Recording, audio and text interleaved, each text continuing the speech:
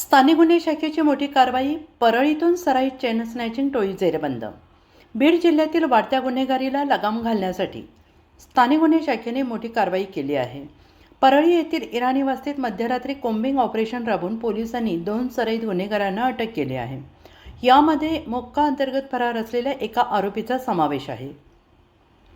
Dharur police ठाण्यात दाखल असलेल्या एका गुन्ह्याचा समांतर तपास स्थानिक गुन्हे शाखा करत होती. तांत्रिक विश्लेषण आणि सीसीटीव्ही फुटेजच्या आधारे पोलिसांना माहिती मिळाली की चेन स्नॅचिंग करणारे काही सराईत गुन्हेगार परळीतील इराणी गल्लीत लपून बसले आहेत.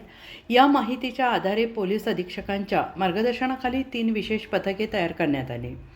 दिनांक 28 मार्च 2026च्या मध्यरात्री पोलिसांनी संपूर्ण इराणी वस्तीला घेराव घातला. पहाटेच्या सुमारास अचानक छापा टाकून पोलिसांनी 2 संशयितांना ताब्यात घेतली. त्यांची नावे खालीलप्रमाणे आहेत.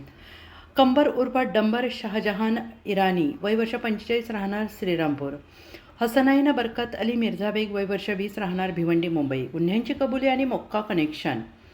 पोलिसांनी सखोल चौकशी केली असता या आरोपींनी धारूर, आष्टी आणि शिवाजीनगर पोलीस ठाण्यात हद्दीत एकूण 3 गंभीर गुन्हे केल्याची कबुली दिली आहे. आणि विशेष म्हणजे आरोपी हसनाईन बरकत अली मिर्झा बेग हा ठाणे जिल्ह्यातील एका मोक्का गुन्ह्यात गेल्या काही काळापासून फरार होता. या कारवाईत पोलिसांनी आरोपींकडून 3 लाख रुपयांचा मुद्देमाल जप्त केलेला असून त्यांच्याकडून आणखी मोठे गुन्हे उघडकीस येण्याची शक्यता वर्तवण्यात येते आहे.